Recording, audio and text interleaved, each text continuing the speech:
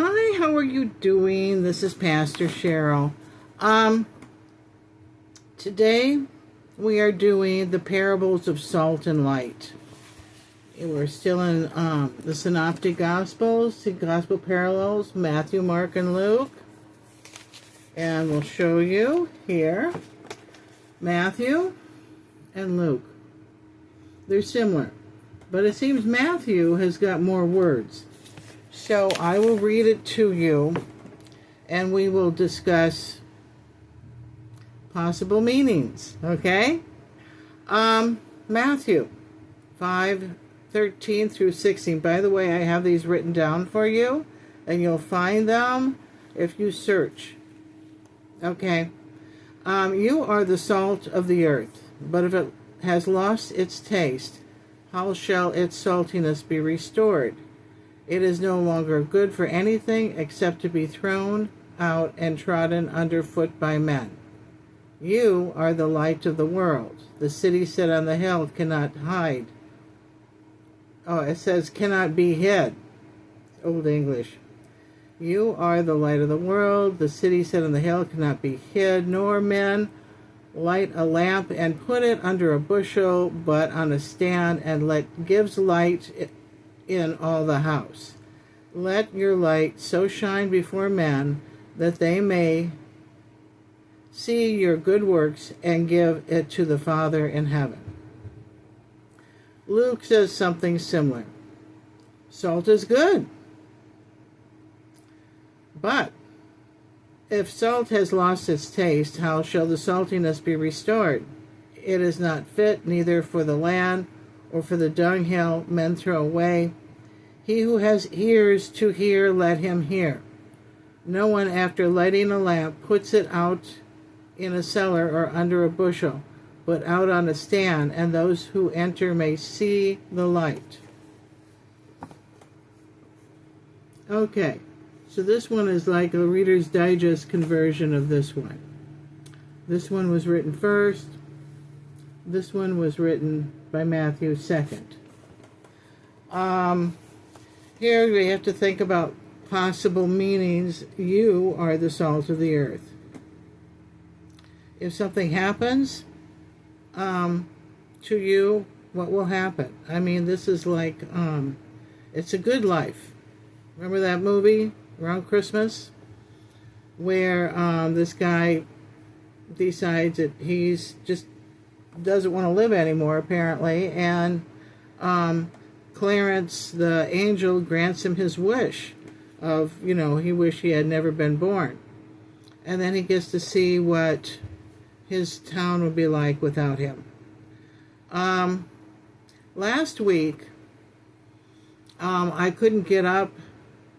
Sunday, I was on the floor, found myself on the floor, could not get up. I tried texting some friends. They did not respond. And so I ended up dialing 911. And the fire department was here immediately. Got me up on my feet. I was dizzy. They decided to take me to the hospital. They didn't even want me to clean up. I had just gotten up, right? They didn't even want me to clean up first. And come on, we got to get going. Come on.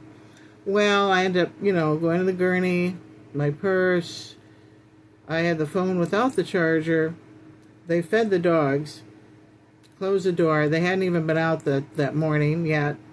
And so I notified, once I got there, a friend of mine, and the phone just gave out its juice just right then and there. It says, I am in the RI hospital. I am in the RI hospital. He didn't know what that meant. I was going to say, this group is helpless without me. What would they do without me? They would be helpless. And today, I had to renew our incorporation. It's very important. We're incorporated. But you have to renew it every 2 years. On odd years. And without that, our meditation garden would go into the state, and the state would have control over it and be able to resell it I don't know how they could do that, because I know my group would at least remember to pay the taxes. They would at least remember that. And so they would probably have to contact a lawyer and see what to do if they could at least think that far. Without me, they're helpless. Without me, they're helpless. So I'm beginning to discuss with them possibility of folding and giving our meditation garden to one of the local churches that don't have any. You'd be surprised how many churches do not have land around it for parking or a meditation garden. They don't have either. It's just the church on enough land, and then just to put a building. And people park out front. And so we have that down there. And so I sent out some notices to them last week, and